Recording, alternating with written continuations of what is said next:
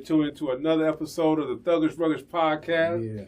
Got my man, Keith my main G. man, yeah, Keith G. Got my co-host, Dianca. and got special guest, my man, Don Jagwarr, a.k.a. Duane Earle from Earles on Crenshaw. What's going on, man? Oh boy. What's up? Yeah. Man, good to have you, bro. Thank you guys for having me here. Yeah. Want to thank you. Yeah. It's not Black History Month. It's the ending of it, but still, thank you. Yeah, to definitely, end it man. on a high note like this. And Yeah. what a good high note to end it on. Yeah, Earles sure. on Crenshaw. Yeah, Earles on Crenshaw. Yeah, man. Gotta go. Man, so I want to go back into the whole beginning with you, man. So where are you from, bro? All right, I'm going to break it into a nutshell. Big nutshell. We were born in Trinidad. First of all, Earles Restaurant is made up of two people. That's Carey Earle and Duane Earle, myself. Carey Earle started the business. Duane Earle, myself, I came into the business. Now, a lot of people, oh, Duane, you started it. No. My brother started it. No, I've been getting hot dogs from you. No, my brother started it. Batman is Batman. When Robin came on the team, they were known as the dynamic duo. Right. My brother is Batman. I'm Robin. I know my place. I know my role. I know my lane. I'm in the music industry. Right. That was my thing. So I was able to incorporate that theatrics and everything into my food. Right. So I wasn't that disgruntled guy cooking food for 30, 40 years mad. No. My brother started it. I embraced it. It was a good way to make money. Good way to do my music. Oh, yeah. The rest was history after that. That's right. So you're from Trinidad. Born in Trinidad, but grew up in Brooklyn. In Brooklyn. Yeah. Okay. I tell Okay. people I was born in Trinidad, but I had my youth in Brooklyn, my manhood in LA. Okay. I left New York when I was about 15, so I got to enjoy life, do things that this generation can only dream about. And the best part about it was there at the inception of hip hop. It may not have anything to do with your podcast, but I always wanted to say that it felt good to be part of something as historic and momentous as that was. Kids buy a pair of tennis shoes now, they listen to a song, they'll do a new dance step. It's cool, and it's cool. But if you were growing up with it, to be a 13, 14, 15, 16-year-old, when Run DMC, the Treacherous Three, Africa, Soul Sonic Force, to be there when these groups just started, to be 15, to be able to get in a club. They don't have clubs out here where 15-year-olds can get into. We were getting into clubs at 14, 15, and 16. Mm-hmm. In New York, everybody had fake IDs, and we knew the security knew we were lying, but we still got into these clubs. Right. But to get back to the point, to be able to grow when hip-hop first started, you'll never know what it was like to be in a club and to see a DJ scratch, to do a chicka chicka chicka, or to take off his sneaker and put his hand in it and scratch with the tennis shoe and watch 500 people go crazy. And then to watch an MC grab the mic and say some words that had the women melt and the hardest dudes just bobbing their head till their neck, till their head fall off their neck. But then you turn to the corner and then you got the Puerto Ricans break dancing with the latest moves. Right. But then there on the wall is a canvas and it's the hottest graffiti. Yeah. And everybody got tagged up Levi denim jacket outfits, and everybody got a tag with a hell of a graffiti artist on the back of their stuff. But it don't end there. So I covered the MCing, the DJing, the breakdancing, the graffiti. But then you had the fashion. Yes, We right. stepping in That's there right. with the new Pumas or the sheepskin coat, Yeah, or the yeah. new little piece of chain around our neck, little Yeah. old bangles, little something. little charms that was big back then. But to just have an initial that was with your name on it, or your name on a ring, with your initial on it. It was, and then to have all them 5 things. Yeah. This was before weed and crack and all that. There was Yeah. no other high better than that. That's hip hop. So That's look. hip-hop. That's hip hop. So- I like that, Jay. Yeah, he covered all 5 elements. I Yeah. have Yeah, never, this is a hip-hop show, so you right in place. I have never heard anybody Yeah. encompass all of Yeah. it. Everybody always talks about the one genre.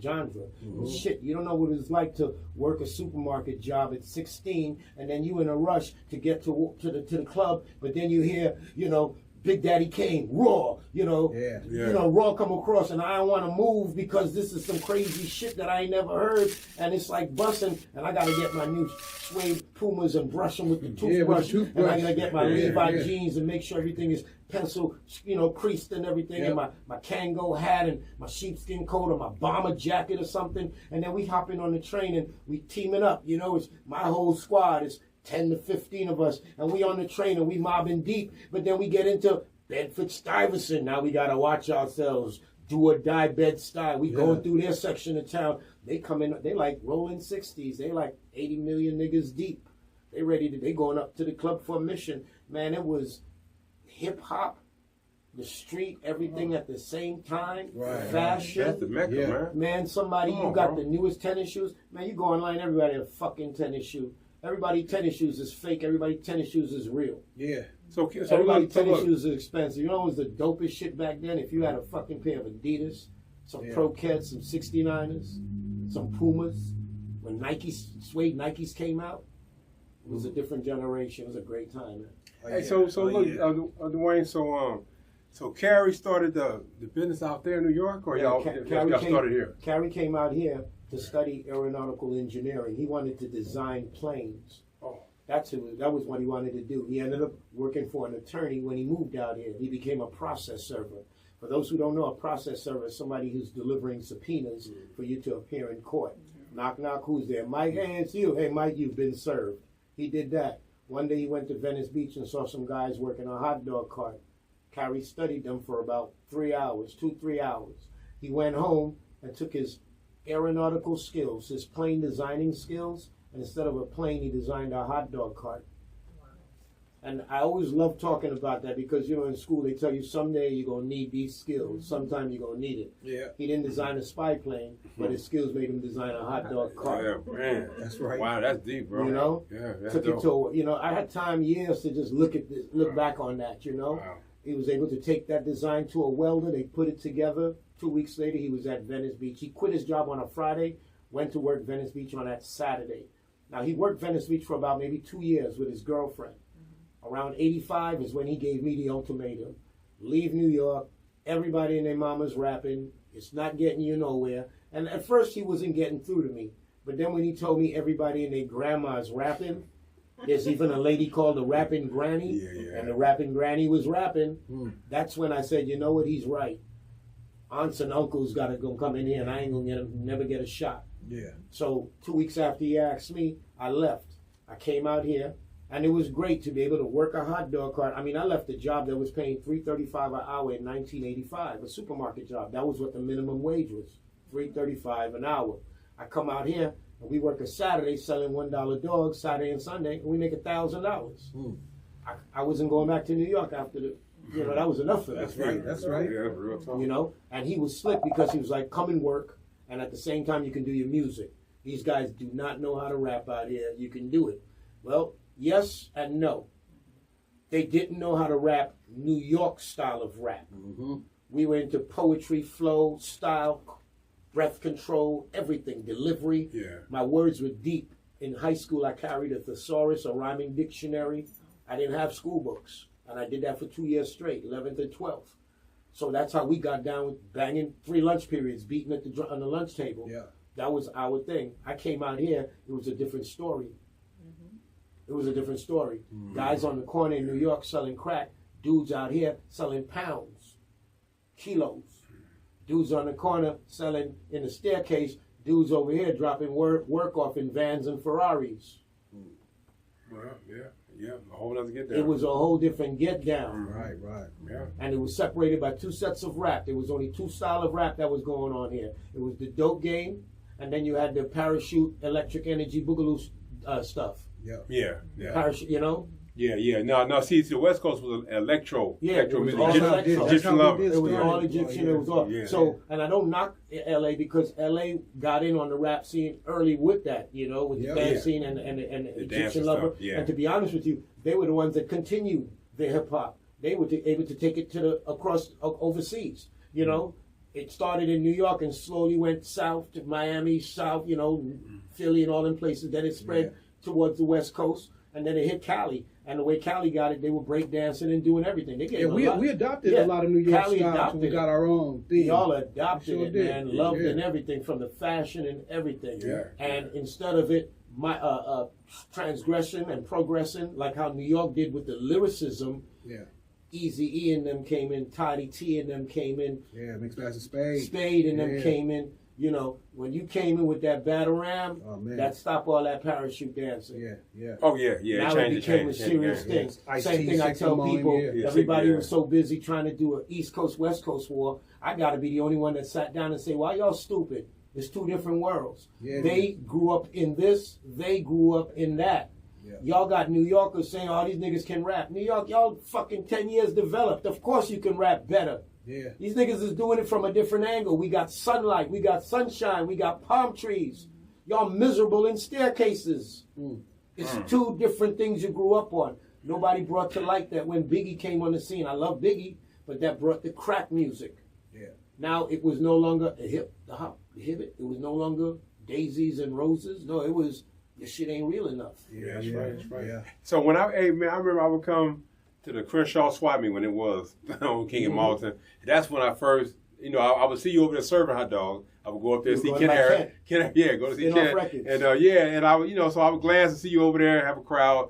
And then like one day I was at the crib watching Rap City, something on BET, and I saw Earl the Poet, Noontime, right? High Noon, huh? Yeah, High Noon. And it had the whole Western layout, everything. Okay. Now I'm looking at it, I'm like, damn, it look like the guy that's over at the cart. You know what I'm saying? So funny shit. I never knew that. Yeah, so the next day I pull up over there on purpose on you. I said, man, I started talking to you a little bit, just shoot some little, game. And I said, man, are you in the music business? And I'm like, kind of getting to where I saw the video. I said, I saw a video, and you, boom, came right in. Oh, yeah, man, I'm in the music business. We got a video out on BET. I'm like, that is you. And that's how me and you were, I was signed to EMI Records. Man, so how'd that happen? My name was Earle the Poet. Yeah. Okay. Yeah, my name, I hooked up with a dude named Greg Ski. Okay. Greg Ski was like one of the #1 remixers on the West Coast. Yeah. In the music industry at the time. Yeah. He did Jody Watley. All that stuff. Jasmine Guy. New Edition. Come on. Yeah. He was a remix guy. Like, remixes were big back then. Yeah. They were big. Yeah. And he was like one of the top guys doing it. And I linked up with him. We knocked out an album under EMI. The name of the single was called High Noon. High Noon. It was kind of reminiscent of what Kumo D had with Wild Wild West. Okay. In fact, I think they could have been done around the same time, I think. But the difference was he had color. Mine was in black and white. Yeah. He was in the hood. We actually drove out to Valencia and used a real Western town. Okay. Yeah. Instead of horses, we had Harleys. Like it was like instead of a gun, I had the microphone. Yeah, the microphone. I told him that. I had the whole cowboy hat. Yeah. Rapper, the whole nine. Beautiful feel. For me, this rap game is funny because I never got the just reward that I've always dreamed of. I got the accolades, the acknowledgement, the write-ups and everything, the high fives and handshakes, the underground and everything. But I never got to get what I wanted out of it. I never get to tour. I've been signed with Ice Cube, and just too many wrong things happened. At first I blamed myself a lot, but some of it I realized it is the energy that's out there, and it, rich people, certain people know how to separate themselves from the pack. And just when you think you've been whipped, you ain't been whipped hard enough. Just when you think you're tired, you're not tired enough. Just when you think, man, I gave up, no, you got more to go. You got more to do. Just when you think, be surprised what else you can do. Put the blunt down for a second, put the drink down for a second, leave the phone for a second, leave that, see what else you can do in that spare time. You start finding time. And just too many negative things happen, people, why didn't Cube and you, Cube didn't have nothing to do with my album, not pushing. But hey, so I want to talk about that, man. So how did that even come about? You doing the single for with Wicked? I did a song called Wicked with Ice Cube. Okay, only artist on Street Knowledge to go double platinum with it. So it was a no-brainer. He signed me. We did the album, excellent. In his own words, Cube loved the album because I was pretty much next to Cam, the only artist that didn't have to write all his stuff. Cube wrote a lot of people's stuff, yo-yo stuff and everything. He had to oversee beat production, everything. He babysitted. I gave him a complete album. When Cube heard me do Wicked, And let me get something. Cube and King's son had beef long ago over the song Wicked. Yeah. We'll get to the bottom. Here's what happened. And I even spoke to King's son about this. My guys called me one day and said, yo, Ice Cube in the studio, he needs somebody to do a reggae hook. I was like, no problem. I said, no, in fact, I'm sorry. I got a phone call, and the person said, hey, this Don Jagwarr? I say, yeah. He said, my man tell me you do music. We up here at Echo Sound Lab in Glendale. I need you to do a reggae hook for me. I go, okay. Hung up. I said, these niggas is playing with me. Cube called back again. Hey, man, is this Jaguar? I go, yeah. Did the phone hang up? I'm like, yeah, it hung up. I need you to do it. And I hung up again. So I'm really waiting for the person to call back. He calls back, and this time it's my boy Toothy. He's like, hey, man, will you speak to Ice Cube, please? I'm like, hey. He goes, hey, man, do you do reggae or not? I'm like, yeah. He's like, we over here at such and such Echo Lab. I need you to do this hook. Yeah. I'm like, yo, I'm there in 20 minutes. Click. I'm flying out. I get to the house. I get there. Everybody ready. Smoke my little weed. Go in there. What you need me to do? This is exactly what Cube said. I just need you to go in there and do some wicked shit. Yeah. Just wicked. I'm like, that's it? He's like, just wicked. But Cube don't know I'm from Trinidad. That's like walking. Right. Give me something hard to do. Yeah. That's it? Okay. And I went in there, and about 15 minutes it was done. And they going crazy. Now, at that time, being Caribbean American, the reggae scene was just getting onto it was known on the East Coast, but it was just getting into the West Coast. So it was nothing to do some old bibby, you know, and everybody think, oh, that's something. I didn't do no bullshit like that. But I knew I didn't have to do no crazy shit, and they'd love it. And sure enough, you know me wicked? Ice Cube and Don Jagwarr, yes, we wicked. Pick up the mic and rip up this sound, yes, we wicked. All of the gal love my song. My name is Don Jagwarr, and Ice Cube, we run this sound wicked. Hey, Jack, if you don't mind, can I play a little bit of it? Yeah, go ahead. Okay. Oh, they went bananas. I think it was crazy. Come on, man, that's wicked.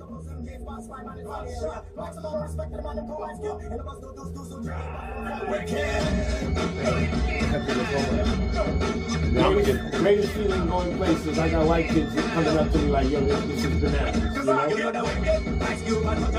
There you go, right there. Man, Cube loved this when he did this, bro. I love this song, man.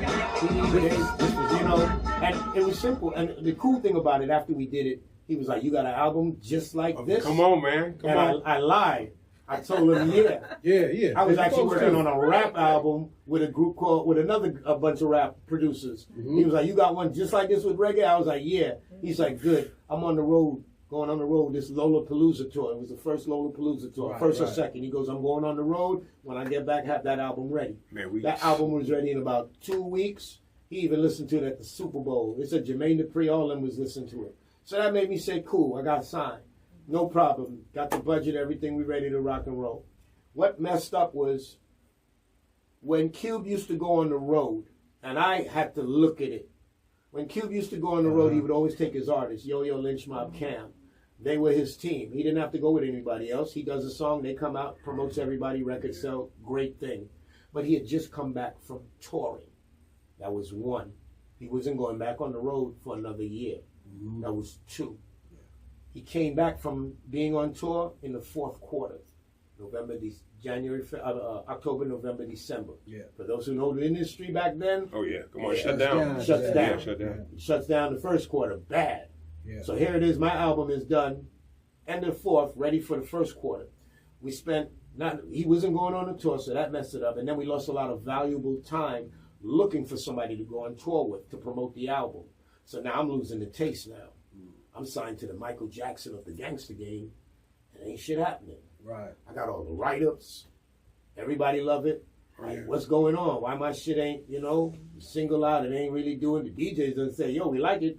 It's with Q. We'll play anything, but what they gonna do? I'm like, Q can't do nothing. And Q was telling me truth. I can't do nothing right now. While all this is going on, the song Wicked becomes a lawsuit. What happened was, the guys who made the beat, about 4 or 5 guys, they sampled about 5 or 6 artists, major artists. Yeah. Major artists. Yeah. Those artists wanted their bread. It's Ice Cube. So. And a single. And a single. Yeah. So for those who don't know math, if it's $1, It's $1. The producers are getting 50 cents. Ice Cube and I are getting 50 cents. We're going to split out 50 cents. We got 25 cents each. Me and Cube are cool. Now you got 5 guys that are going to split their 50 cents. That's 10 cents each. Now those 10 guys, those five guys, that 10 cents they got to split that 10 cents each with the 5 different artists that they sampled beats from. Wow, man. So you mean to tell me, Jay, that they didn't clear that? I mean, that's like I got Sly and the Family Stone, Ohio Player. Well, what happened was they told Cube, these artists are good. We don't need these artists because we're going to have to pay them. Cube said, I want those artists. It's on my album. They said, no. It's not going to make a difference. Cube is like, yeah. It's my song. They're like, no. We don't want to pay for it. He's like, yeah. Right. So it was one of those, it's my shit. How y'all going to tell me no? And then they had to go with it. And then they went with it, and it froze the money up. Yeah. So here it is, I'm an artist. We just went double platinum. Yeah. I'm like, where's my money? I'm the producers, we all buddies. It's like, y'all put me in a fuck position. I gotta be mad at who? Who do I get to be mad at? All y'all handling business. Who do I get mad at? Crazy. Who do I get mad at? So while this is going on, I'm trying to go on the road and do all this shit. Then they find 3 artists to go on the road, 2 artists. Lil Half Dead and Compton's Most Wanted. Nice little tour we went on. I didn't perform, went into the radio stations, record shop, sign autographs, but that took a taste out of my mouth after about the 5th or 6th visit. We get to a big record shop, and the guy gets on the mic. We're on a mini stage. The guy goes, and we've got CMW.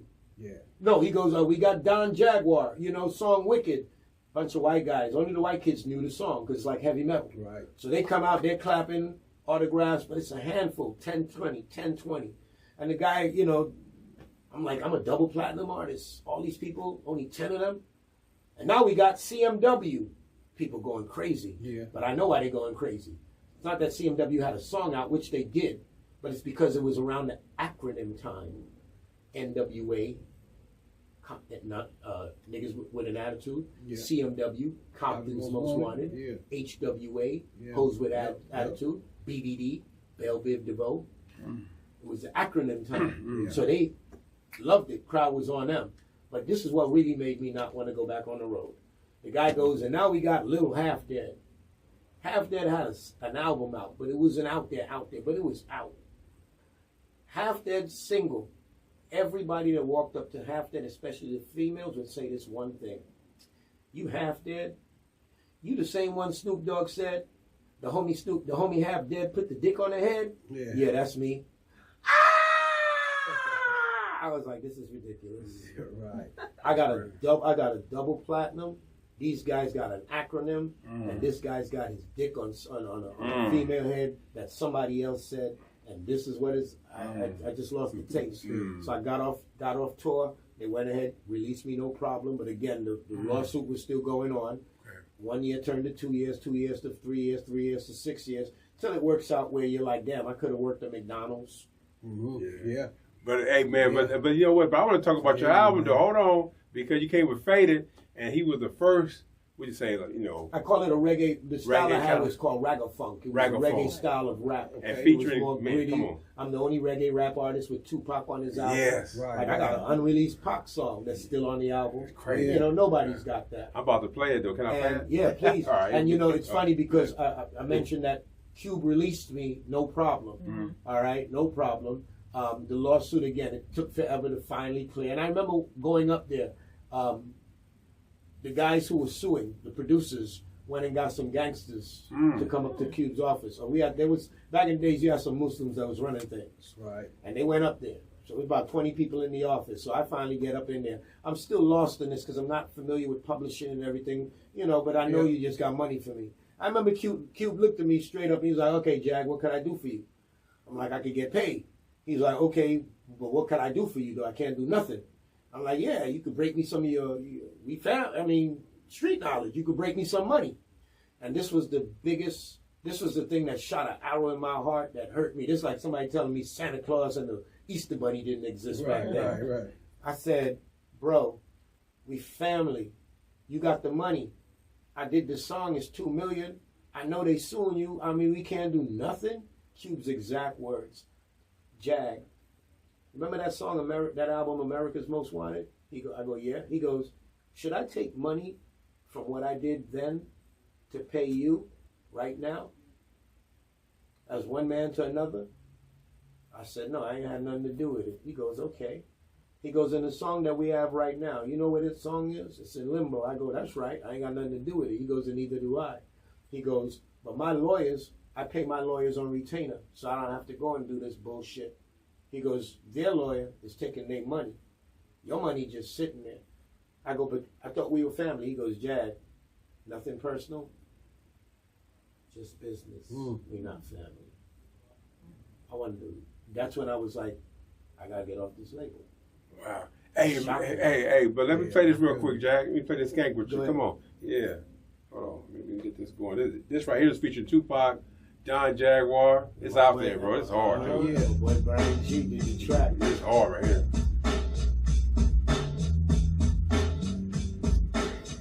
Street knowledge, huh? What year? My album was 94, 94, but Wicked was 92. 92, okay. Right with the riots. Okay. They proud them around up this new style and fashion. So I just can't understand why you're skanking by yourself. So well, it seems to me you are the odd gal. I'll eat the piggies, so you know they never see a gal. They a wicked up a fear, turn a man into a boy, make the boy shed a tear. They never see a gal. They a wicked up a fear, turn a man into a boy, make the boy shed a tear. You ain't heard this in a while again. I'll be down.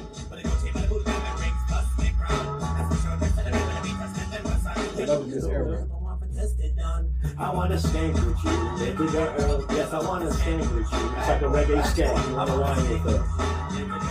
Yes, I wanna rock with you. Turn up pop, and then pop right here, coming up.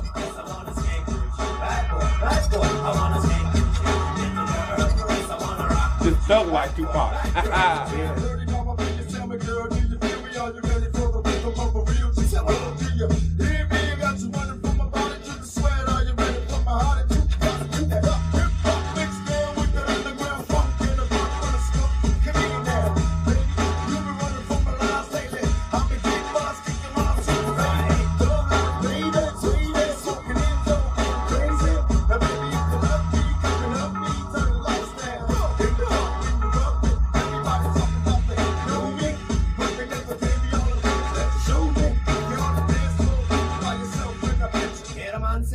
Getting with you.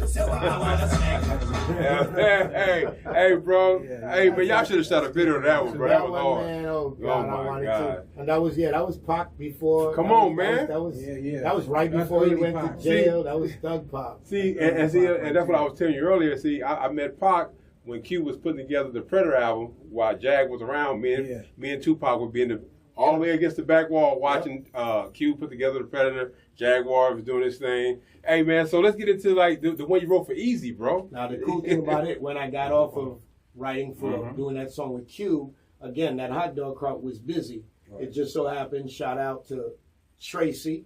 Tracy, one of Eric Eazy-E's children's mom. I don't want to say baby mama, right. But Erin's mother, Eazy-E's the father, the mother of Erin, you know, a good friend of mine, Tracy. And Tracy used to always, she's a real G. You know, I always say if I had $1 million, Tracy really was one of the first people that would have gotten that broke off anything because she saw more in me than anybody else. Right. She was the one that brought Eazy to see me. Tracy used to be at my hot dog cart with me, just hanging out. My hot dog cart, everybody hung out. And, you know, she used to be this little chick, cute little chick driving the brand new Acura coupes when they came out. She was the first one. Everybody knew who was this little light-skinned chick driving all over L.A. in the little coupes and all that. Man, she was in Eazy BMW, the damn coupe. She done flipped a couple of his BMWs. Like, she was out there before everybody was out there. And she was the one that hooked me up with Eazy. She was like, I'm going to bring somebody by for you to see, my baby daddy. I'm going to see him. He do music. I want you to, you might be interested. I was like, whatever. And one afternoon, I was closing up. White Cherokee pulls up tinted windows. She gets out, hey, you about to leave? I said, in a few minutes. Yeah. She goes, let me introduce you to somebody. And as I turn, the window on the passenger side rolls down. She wasn't driving. window rolls down, and his head pops up. There's Eazy. Hey, man, somebody say you could rap over here. Yeah. I was like, oh, shit. She got that, my daddy, my baby daddy. It's like, fucking Eazy? Yeah. And I just walked over. He was like, yeah, man, I was just sitting there watching you do your thing. Tracy got big words for you, man. Like, she really, really, like, that was it. I mean, he really was like, all she ever do is talk about you. You got to come to the car. She's like, she was talking about you for weeks. You need to come and, you know, so I said, let me see what you about. He was like, come to the crib. Yeah. And that weekend I went up there. He stayed out, and he had 2 houses. He was in Norwalk and he was in the Valley, Encino. Yeah. And I went to the Valley house. And I remember just sitting with him a couple hours, same way I sit and chop it up.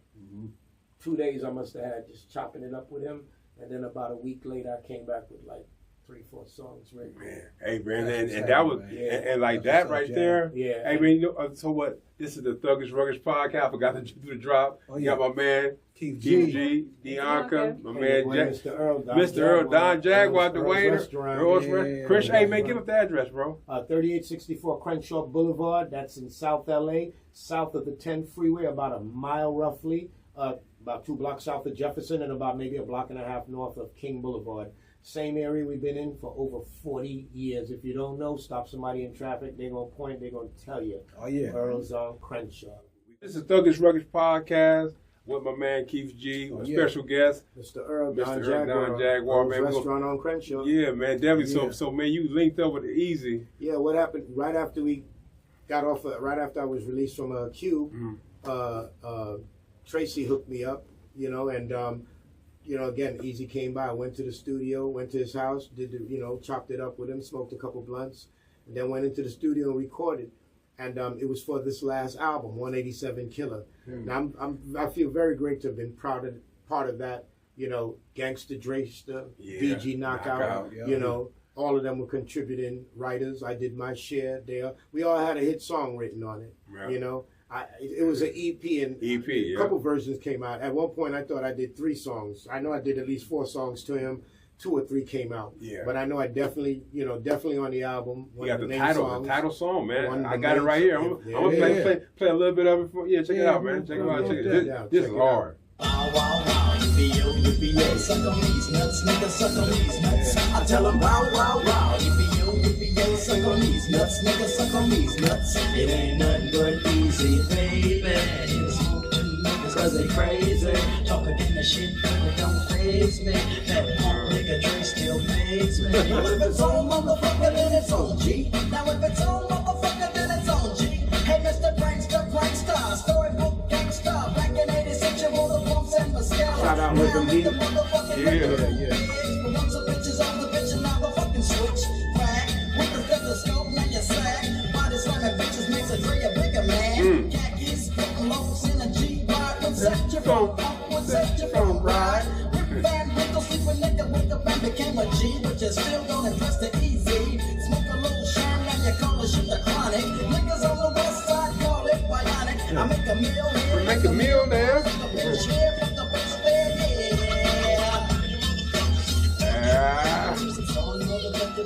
And the other song was Switches. Man, I got it right here, man. We going through it. Let me give it a little bit of it. Mac 10 put his hands on that one, too. He had his own version. Oh, show it in. 1, 2, 3, and all done. Motherfucking E with the chrome to your dome. Cruising in my 6'4" rag top. I got a lot of juice to hit a fucking block. Now when I hit that switch, I'm bouncing. More bounce to the ounce and I'm clowning. Keep a gat in my lap cause I'm fully strapped for the carjackers. Got no haps cause I pack a tech 9 plus an AK-47. 7 when we take it to my hell or maybe heaven. Beat, nigga, I don't sleep. Bury motherfuckers in the concrete. You kinda creep, kinda slow in the Astro. But I'm peeping niggas out in my left window. So I blast and I blast till I blast no more. Now call that motherfucker John Doe. Cause when I hit that switch, I'm bouncing. More bounce to the ounce and I'm clowning. When I hit that switch, I'm bouncing. More bounce to the ounce and I'm clowning. Jag, let me ask you this, Jag. When you linked up with Eazy, you know what I'm saying, was he everything that you know what I'm saying, seen on personified before him? How was that, man? You know, everything.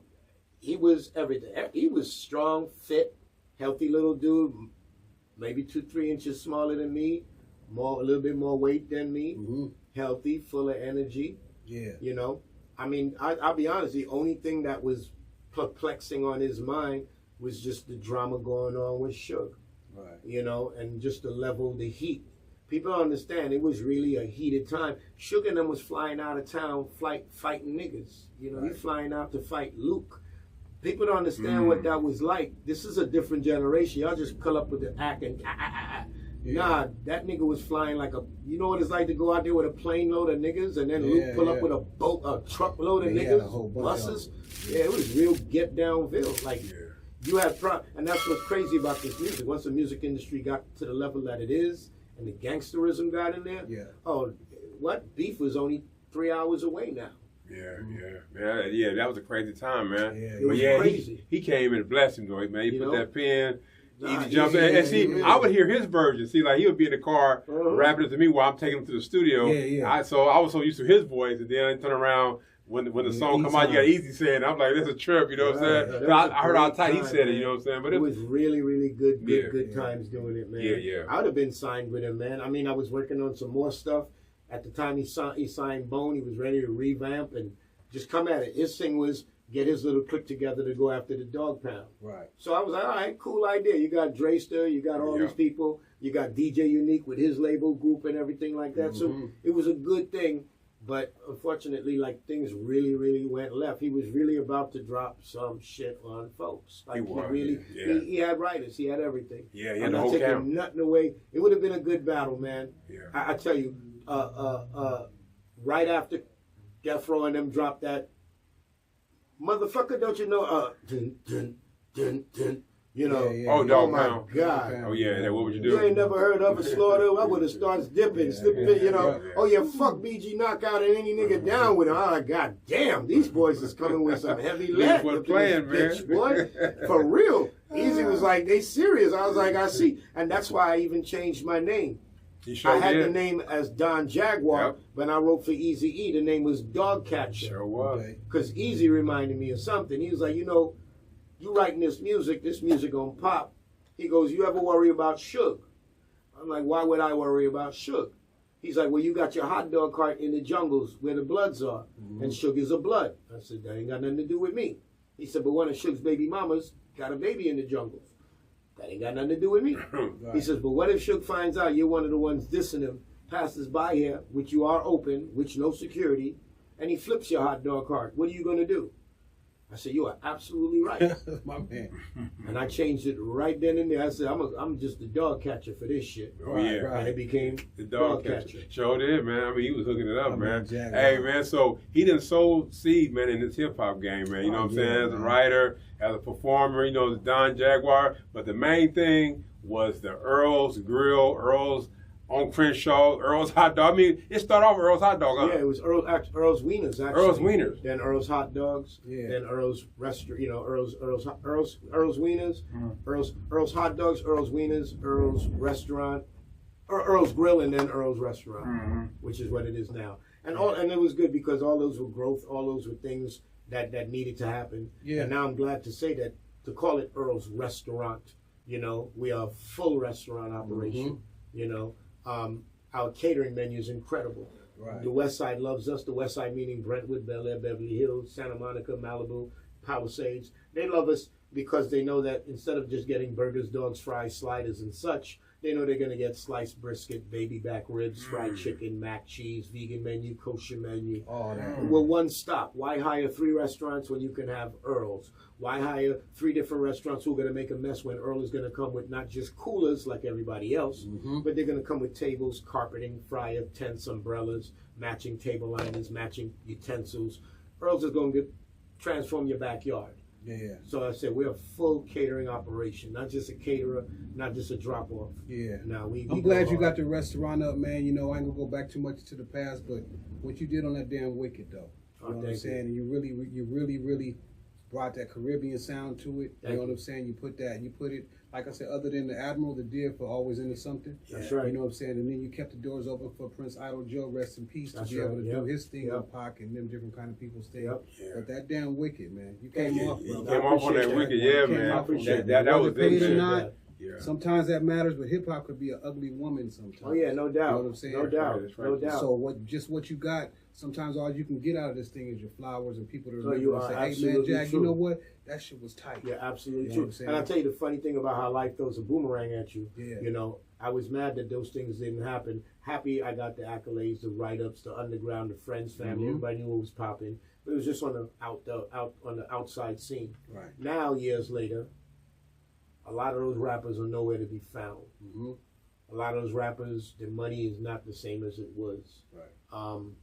Studios, I remember walking into many a studio with Uneek, and this was $250,000 setup, and now we got computer boards. Yeah, for real. Yeah. That's taken it. care of it. Pawn shops are filled up with Tascam boards and DAT machines and everything like that. So, you know, things have changed. But I always look at this thing. When I did this song with Ice Cube, I probably knew 10,000 people who bought the album. I go do social media, and I got 159,000 followers now. And I've got people who have already flown from around the world just to come to my restaurant, just to eat a dog, just to take a photo, just to get a autograph. Man, so now I sit back. Are you mad? No, Mr. Of Earle. course not. That same album that you had. In fact, let's put the album to the side and let's give them something new. Let's do something nobody didn't do. Let's do an album on your restaurant. Right. And you see, as rappers, a real rapper loves a challenge. And a challenge for a real rapper is to write something that he would think is corny. Okay. But it's got to be dope.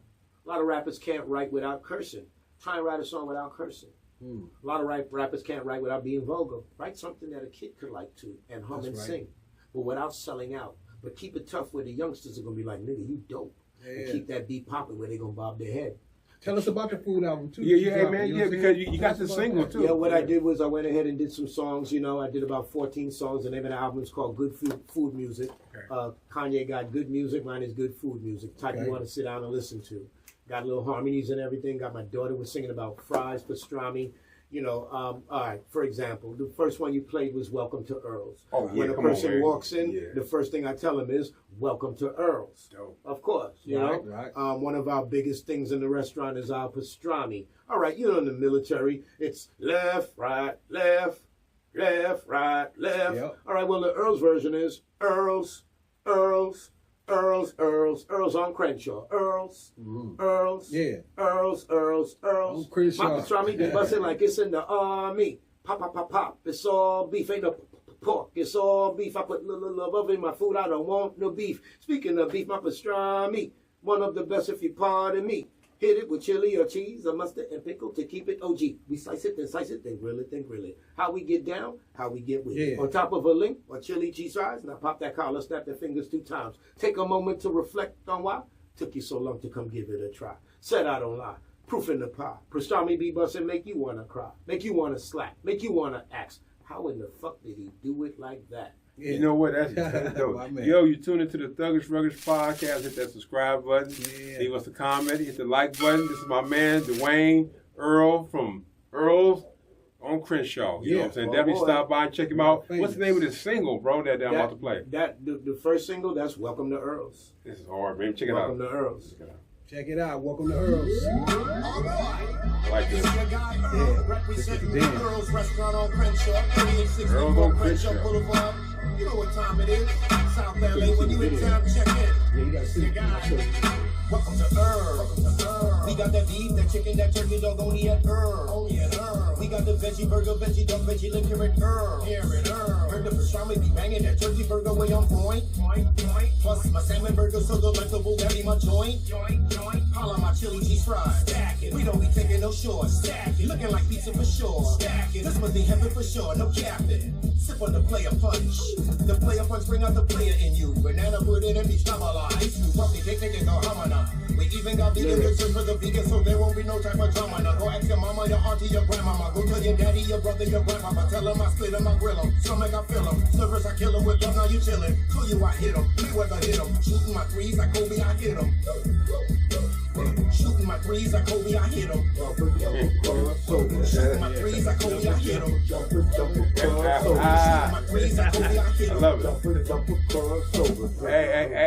Hey. That's Earles on Crenshaw. Right there. What is between, what's that, Between 30th 39th and Coliseum, and directly Coliseum. across the street from West Angeles Funeral Home. Right there. Same block with the district. Yeah. Oh, yeah. Right next door. And where we are is a prime location. We're not too far south on Crenshaw. We're not too far west on in the city. We're not too far north on the shore. We're not too far east. We are in the prime location. And it's not just Earles. A little quick shout out. Right next door, we've got Orleans in York. Yeah. So it's like a little restaurant community there. You can come and get Earles. Right next door, we got Orleans in York. Right behind us, we got Kim's Chinese Restaurant, OG, old school, 40, 50 years and then some. And then just moved in is world famous Apollonia's Pizza.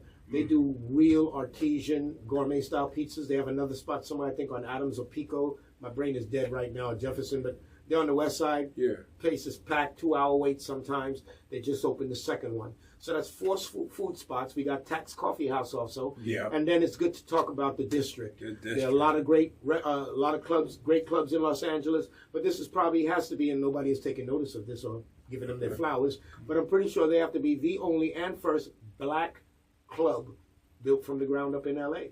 That's It's it, tight. bro. This And was you know tight. what? And that's my Everybody childhood friend, man. Yeah. DJ T. T, Tyree, yeah. shout out, man. Everybody else, Mike everybody Dizzle, else, shout out. You know, we Yeah, you move took us into a there. spot. Yeah, all the other spots they move into and refurbish it Yeah. and move in. You know that unfortunately us as blacks, you know, Yeah, there's yeah. a saying that I made up. It's called the hermit crab syndrome. Unfortunately, you know, there are those that are more successful that need to teach us better in business, and they're not teaching us what we need to learn. So I'll teach you something. The hermit crab syndrome. A hermit crab does not grow its own shell. It crawls out of an existing shell and crawls into another shell that fits it. And it carries that shell around until it can't fit no more, crawls out and goes into another shell. Well, that's like what we do. We don't own the buildings we have. We inside those places of business. We work till we can get as big as we can, and we crawl out and we do what? Go into another building that we don't own. And we get as big as we can, we do it, we crawl out. It's the hermit crab syndrome. We don't own the buildings, we don't own the property, so we're limited to what we're able to do and capable of doing.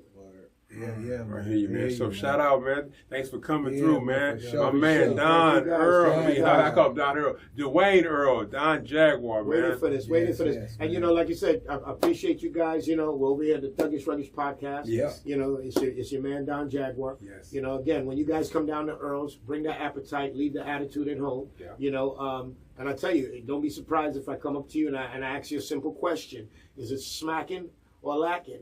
And I know what you're going to say. You're going to tell me it's smacking. And I'm going to turn around and I'm going to say, smacking or lacking. Keep it 100. Tell me the truth. It's a matter of fact. Stand on my product. Stand on my ground. Stand on my business because I wear that crown. King of my castle. Came from a cart. Started from zero. Had nothing to start. So we hustled and hustled from morning to dark. Hustled and hustled with all our heart. Yeah, that's dope, man. I That's heard right. it right here, man. That's You right. got to stop at the spot, man. That's Earles right. on Crenshaw. Earles on Crenshaw. Thuggish Ruggish Yeah, Thuggish Ruggish Podcast. Podcast. You know what I'm boy. saying? Hit us up on Yeah. Thuggish Ruggish Podcast at gmail.com. Yes. That's right, man. Thanks, man. We appreciate I you. appreciate you Bless guys. you. Yeah, we out. Man.